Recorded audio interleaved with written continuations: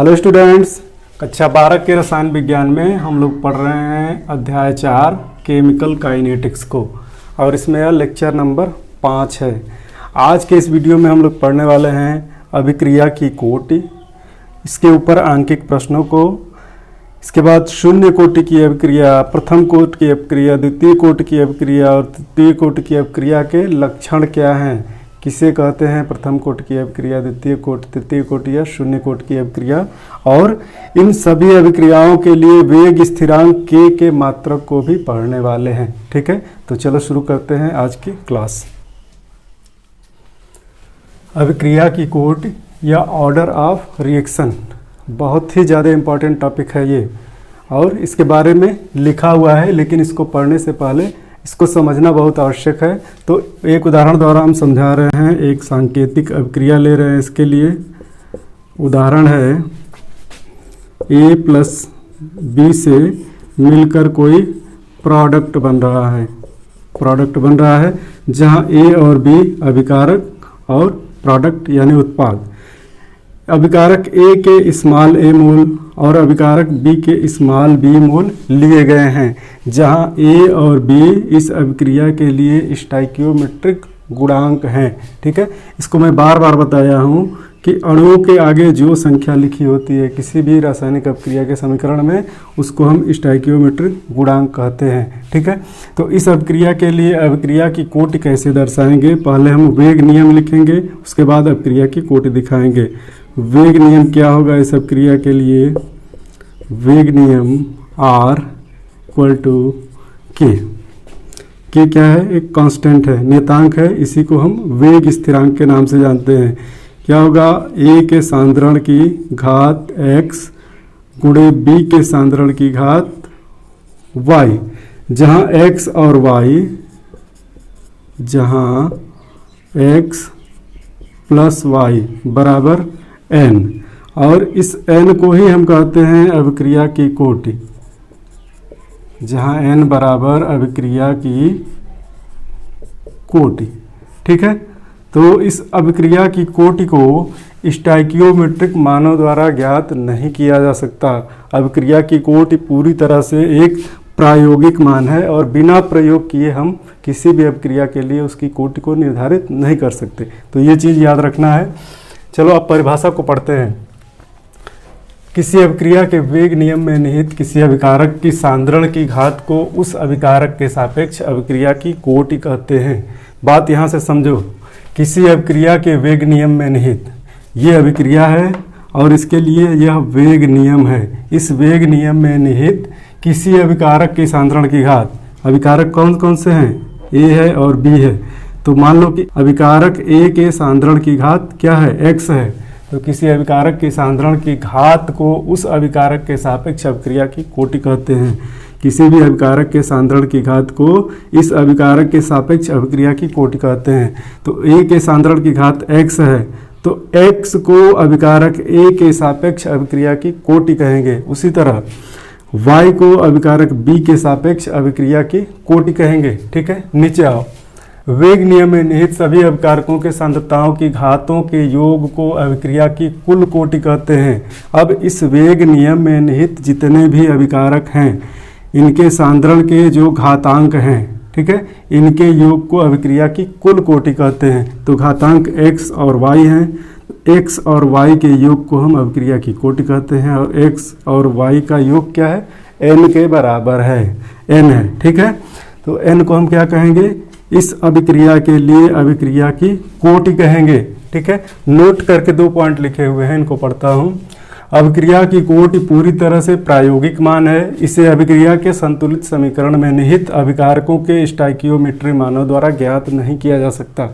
वही बात लिखी है कि अभिक्रिया की कोटि पूरी तरह से एक प्रायोगिक वैल्यू है। ठीक है, इसको इन स्टोइकियोमेट्रिक घातांकों द्वारा ज्ञात नहीं कर सकते हम लोग। स्टोइकियोमेट्रिक की घातों से अभिक्रिया की कोटि को नहीं जान सकते हैं। ठीक है, दूसरा पॉइंट है, अभिक्रिया की कोटि अधिकतर पूर्णांक होती है, लेकिन इसका मान शून्य तथा भिन्न में भी हो सकता है। ठीक है, तो अभिक्रिया की कोटि n क्या होता है? ज्यादातर तो पूर्णांक होता है, लेकिन यह शून्य भी हो सकता है, पूर्णांक तो होता ही है, और इसके साथ साथ क्या हो सकता है, प्रभाज में भी हो सकता है, भिन्न में भी हो सकता है। ठीक है, तो अभिक्रिया की कोटि कुछ भी हो सकता है, लेकिन अधिकतर क्या होता है, पूर्णांकों में होता है। ठीक है, तो अब बारी है इनके ऊपर कुछ आंकिक प्रश्नों की। तो एक दो आंकिक प्रश्न कर लेते हैं, इसके बाद हम शून्य कोटि या प्रथम कोटि, द्वितीय और तृतीय कोटि की अभिक्रियाओं पे और उनके वेग स्थिरांकों के मात्रकों पे चलेंगे। ठीक है, पहला प्रश्न है, अभिक्रिया A+B से बन रहा है उत्पाद, इसके लिए वेग नियम दिया हुआ है R = K, A के सांद्रण की घात 1/2 और B के सांद्रण की घात 2 से दिया गया है। अभिक्रिया की कोटि क्या होगी। अब यहाँ अभिक्रिया को लिखते हैं, पहले प्रश्न को हम लोग सॉल्व करते हैं। ठीक ना, पहले अभिक्रिया को लिख देते हैं, A+B से क्या बना है, उत्पाद, और इसके बाद क्या दिया हुआ है, वेग नियम। तो यहाँ लिख दे रहे हैं वेग नियम को, वेग नियम, क्योंकि वेग नियम को हम यह समीकरण देख करके नहीं बना सकते हैं, नहीं ज्ञात कर सकते हैं, यह प्रायोगिक मान है और प्रयोग करके ही इसको लिखा गया है। इसके लिए वेग नियम R = K, A के कॉन्सेंट्रेशन की घात 1/2 और B के कॉन्सेंट्रेशन की घात 2 है। इससे वेग नियम इस अभिक्रिया के लिए दिखाया गया है। अब क्या पूछ रहा है, इस अभिक्रिया की कोटि क्या है। तो कोटि को यहाँ पहचाने, कोटि को कैसे हम दिखाते हैं, अभिक्रिया की कोटि, अभिक्रिया की कोटि को n से व्यक्त करते हैं ना। n = क्या होता है, x + y, इसके पहले यही जोड़ के बताए थे घातांकों को। तो घातांक जोड़ेंगे 1/2 धन 2 और इसको जोड़ने पर आ जाएगा 5/2 बराबर 2.5। ठीक है, तो ये आंसर है हमारा, इस अभिक्रिया की कोटि 2.5 है। ठीक है, अब हम चलते हैं दूसरे क्वेश्चन पे। दूसरा प्रश्न है, अणु X का Y में रूपांतरण द्वितीय कोटि की बल गतिकी के अनुरूप होता है। यदि X की सांद्रता 3 गुनी कर दी जाए तो Y के निर्माण होने की दर पर क्या प्रभाव पड़ेगा।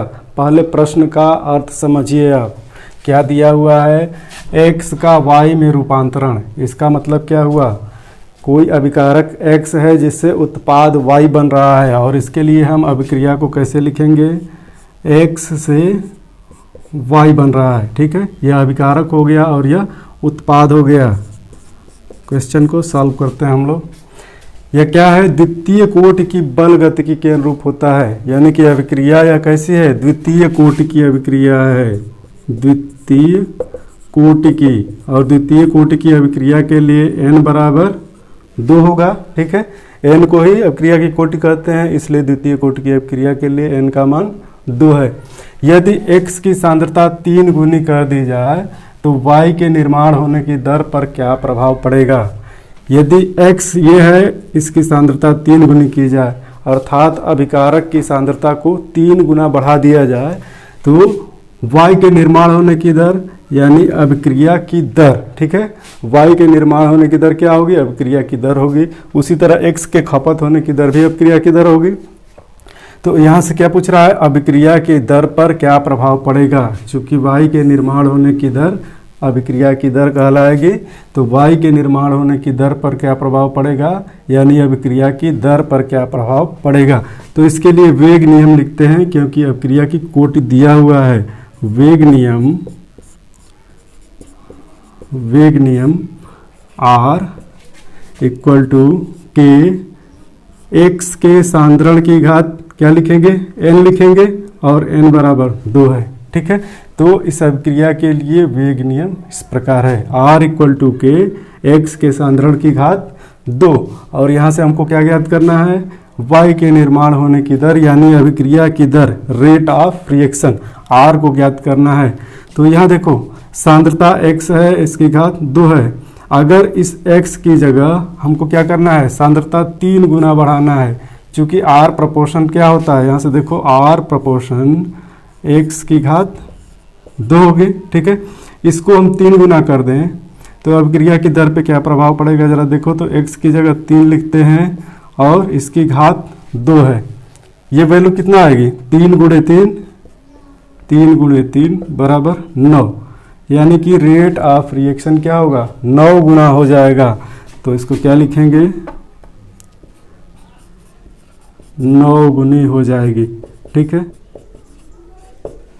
अभिक्रिया की दर 9 गुनी हो जाएगी, तो y के निर्माण की दर भी क्या हो जाएगी, 9 गुनी। उत्तर लिख देंगे, y के निर्माण की दर, y के निर्माण की दर 9 गुना हो जाएगी। ठीक है, तो इस तरह से इन प्रश्नों को सॉल्व करते हैं। अब हम लोग चलते हैं शून्य कोटि की अभिक्रिया पे, उसके बाद प्रथम कोटि, द्वितीय कोटि और तृतीय कोटि की अभिक्रियाओं पे चलेंगे।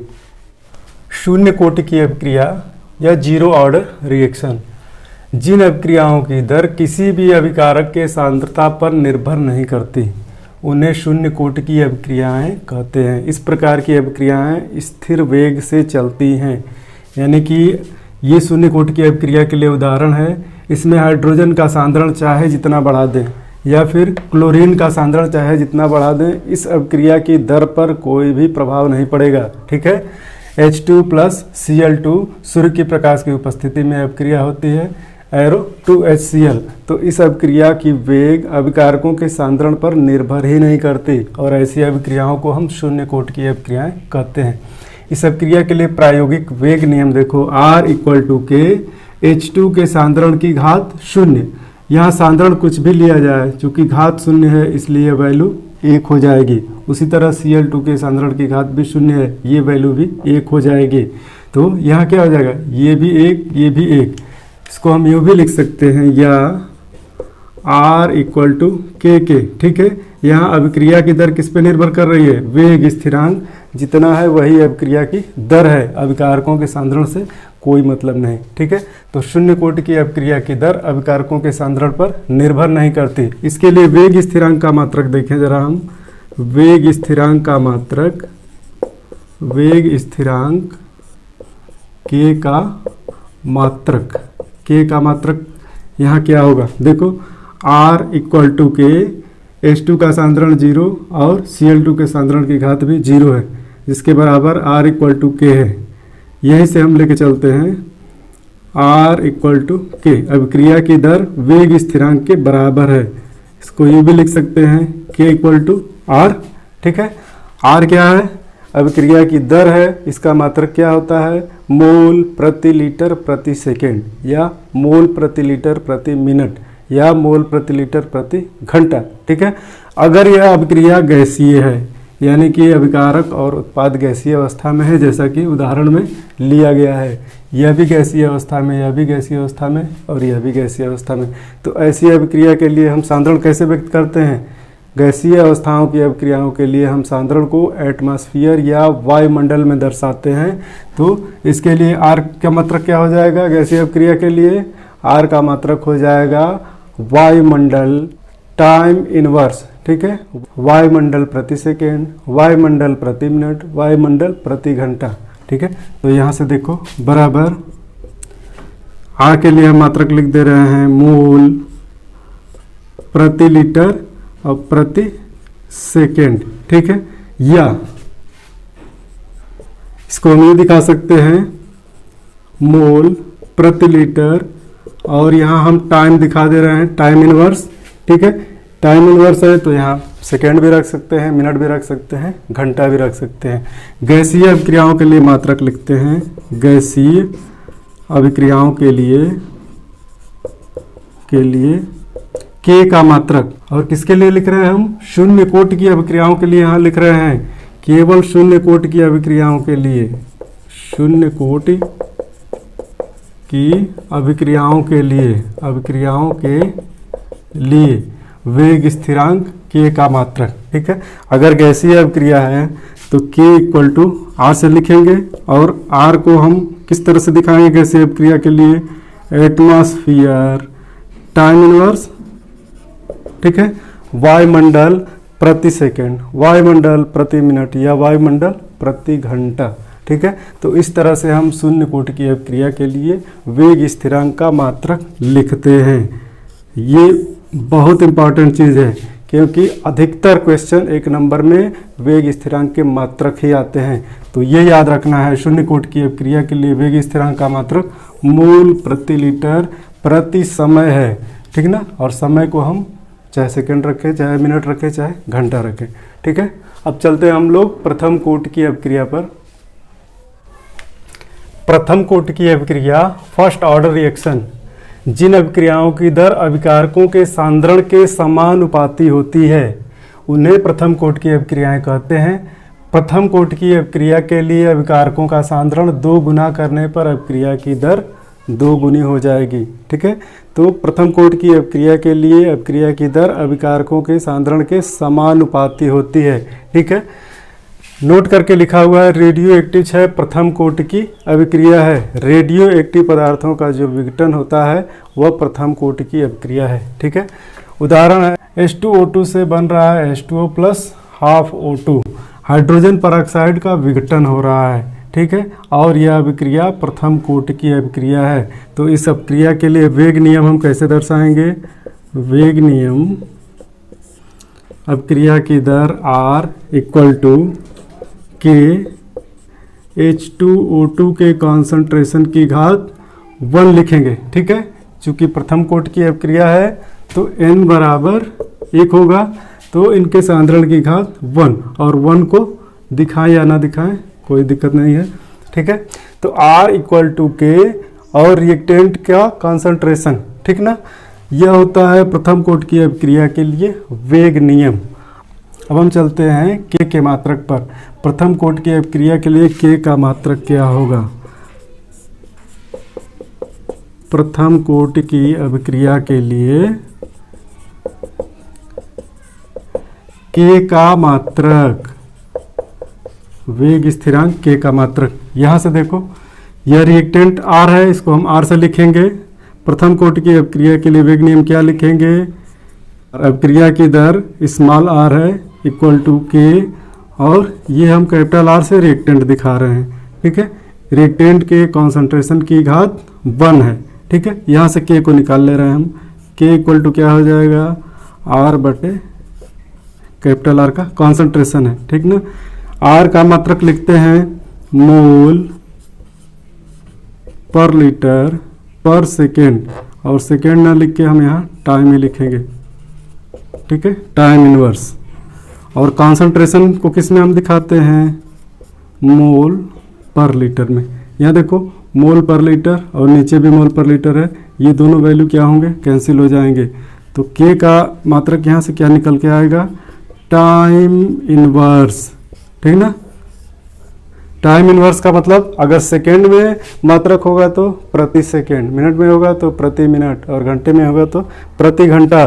तो बहुत इंपॉर्टेंट है ये। प्रथम कोटि की अभिक्रिया के लिए वेग स्थिरांक के का मात्रक टाइम इनवर्स होता है, ठीक है। अब हम चलते हैं द्वितीय कोटि की अभिक्रिया पर। द्वितीय कोटि की अभिक्रिया सेकेंड ऑर्डर रिएक्शन। द्वितीय कोटि की अभिक्रिया की दर अभिकारकों के सांद्रण के वर्ग के समानुपाती, सांद्रण के वर्ग के समानुपाती होती है, ठीक है। अभिकारकों का सांद्रण 2 गुना करने पर अभिक्रिया का वेग 4 गुना हो जाता है। जब भी अभिकारकों का सांद्रण 2 टाइम्स बढ़ाया जाएगा तो अभिक्रिया की दर 4 टाइम्स बढ़ेगी। ये उदाहरण है इसके लिए। NO2 का विघटन हो रहा है NO और O2 में, ठीक है। तो यह एक द्वितीय कोटि की अभिक्रिया है और इसके लिए प्रायोगिक वेग नियम लिखा है R इक्वल टू के NO2 के कॉन्सेंट्रेशन की घात 2। अगर द्वितीय कोटि की अभिक्रिया के लिए वेग स्थिरांक का मात्रक देखा जाए, द्वितीय कोटि की अभिक्रिया के लिए के का मात्रक लिखा जाए तो अभिक्रिया को हम कैसे दिखाएंगे? प्रतीक के रूप में दिखाएंगे ना। R से प्रोडक्ट बन रहा है, ठीक है, रिएक्टेंट से प्रोडक्ट। और इसके लिए अगर अभिक्रिया द्वितीय कोटि की है तो वेग नियम कैसे लिखेंगे? R इक्वल टू के रिएक्टेंट के कॉन्सेंट्रेशन की घात 2। यहाँ से के को बाहर निकालो, के इक्वल टू R बटे रिएक्टेंट के कॉन्सेंट्रेशन की घात 2।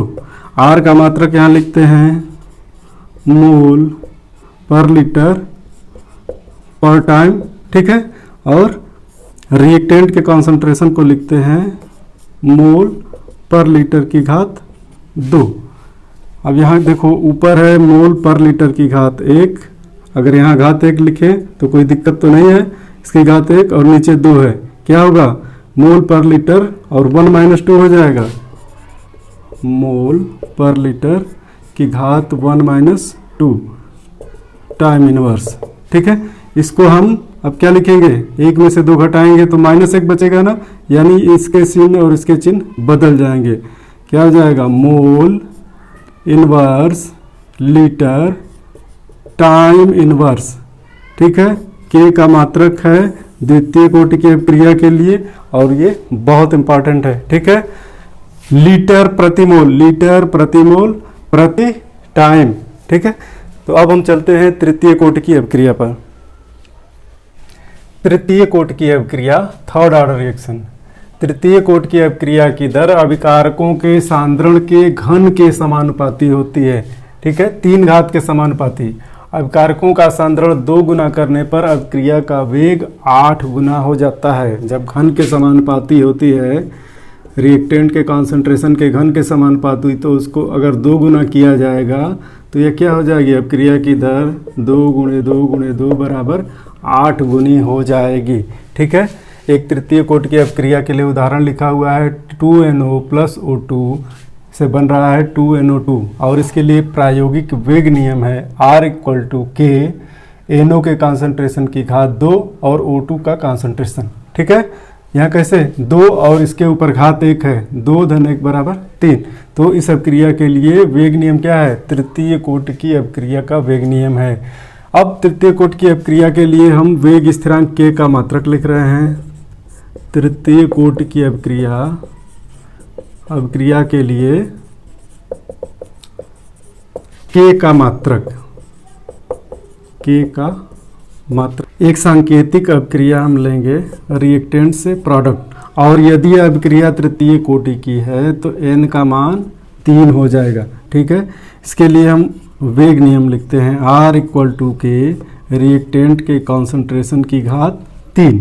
ठीक है, यहाँ से हमको K का मात्रक निकालना है तो K को बाहर कर लेते हैं। K = R बटे रिएक्टेंट के कॉन्सेंट्रेशन की घात 3 है। अब यहाँ से देखो R के लिए मात्रक लिखते हैं मोल पर लीटर और टाइम इनवर्स है बटे रिएक्टेंट का कॉन्सेंट्रेशन किस में होगा, मोल पर लीटर में, और इसकी घात 3 है। ऊपर देखो मोल प्रति लीटर की घात 1 और नीचे मोल प्रति लीटर की घात 3 है। भाग कराएंगे तो क्या हो जाएगा, 1 - 3 यहाँ हो जाएगा, घातांक आपस में घट जाएंगे, मोल प्रति लीटर 1 - 3 इंटू टाइम इनवर्स। अब यहाँ क्या बचेगा, -2, और -2 के हिसाब से इन दोनों के घातांक बदलेंगे। मोल का घातांक होगा -2 और लीटर का घातांक होगा 2 इंटू टाइम इनवर्स। तो यह तृतीय कोटि की अभिक्रिया के लिए वेग स्थिरांक का मात्रक है। अगर अभिक्रिया गैसीय है तो क्या होगा, यहाँ मोल प्रति लीटर की जगह हम एटमॉस्फेयर लिखेंगे और एटमॉस्फेयर 1 - 2 होगा, तो अंत घटाएंगे तो -2 आ जाएगा, तो एटमॉस्फेयर की घातांक -2 हो जाएगा। गैसीय अगर अभिक्रिया होगी तो कैसे लिखेंगे, एटमॉस्फेयर या वायुमंडल की घातांक -2 और टाइम इनवर्स। तो तृतीय कोटि की अभिक्रिया के लिए ये मात्रक हो जाएगा K का। ठीक है, अब K का मात्रक निकालने के लिए पहले वाले वीडियो में भी हम बता चुके हैं कैसे निकाला जाएगा। सबके लिए एक फार्मूला दिया था, यहाँ भी उस फार्मूले को लिख दे रहे हैं, इतना सारा बखेड़ा करने की ज़रूरत नहीं होगी। हम K का मात्रक आसानी से निकाल लेंगे और ये मात्रक निकालना बहुत महत्वपूर्ण है, इसलिए K के मात्रक को निकालना यहाँ हम सिखा रहे हैं। कैसे निकालेंगे, वेग स्थिरांक K का मात्रक। एक सांकेतिक अभिक्रिया रिएक्टेंट से प्रोडक्ट के लिए हम वेग नियम को लिखते हैं R = K, रिएक्टेंट के कॉन्सेंट्रेशन की घात n। यहाँ n क्या है, अभिक्रिया की कोटि है। ठीक है, और यहाँ से हम K का मात्रक निकालते हैं। K का मात्रक कैसे निकालेंगे, K = क्या लिखेंगे, R बटे रिएक्टेंट के कॉन्सेंट्रेशन की घात n लिखेंगे। R का मात्रक क्या लिखते हैं, R का मात्रक लिखते हैं मोल पर लीटर टाइम इनवर्स बटे रिएक्टेंट के कॉन्सेंट्रेशन के लिए मोल पर लीटर की घात n है। यहाँ देखो घात 1 चढ़ा दें तो कोई दिक्कत नहीं होगी, बराबर क्या हो जाएगा, यह 1 माइनस एन हो जाएगा, क्योंकि घातांक भाग देने पर घट जाते हैं, तो इसको हम लिखेंगे मोल पर लीटर, इसकी घातांक 1 minus N into time inverse, और यह के का मात्रक सभी कोटि की अभिक्रियाओं के लिए काम आएगा। ठीक है, यह फार्मूला हो गया, यह फार्मूला सभी कोटि की अभिक्रियाओं के लिए है। यहाँ से अगर हम n का मान रखते जाएं, जैसे शून्य कोटि की अभिक्रिया अगर निकालनी हो जीरो ऑर्डर के लिए क्या करेंगे, n का मान हम 0 रखेंगे। तो देखो k इक्वल टू मोल पर लीटर 1 माइनस एन की जगह 0 हम रख रहे हैं टाइम इनवर्स। ठीक है, 1 माइनस 0 बराबर 1 होगा, तो k का मात्रक क्या हो जाएगा, मोल पर लीटर टाइम इनवर्स। ठीक है, उसी तरह प्रथम कोटि की अभिक्रिया के लिए यहाँ 1 रखेंगे, तो 1 माइनस 1 बराबर 0, यहाँ घात 0 हो जाएगी, ये वैल्यू 1 हो जाएगा। तो प्रथम कोटि की अभिक्रिया के लिए k का मात्रक टाइम इनवर्स। तो n की जगह हम कोटि को रख के सभी कोटि की अभिक्रियाओं के लिए k का मात्रक निकाल सकते हैं। ठीक है, मिलते हैं नेक्स्ट वीडियो में। Thank you.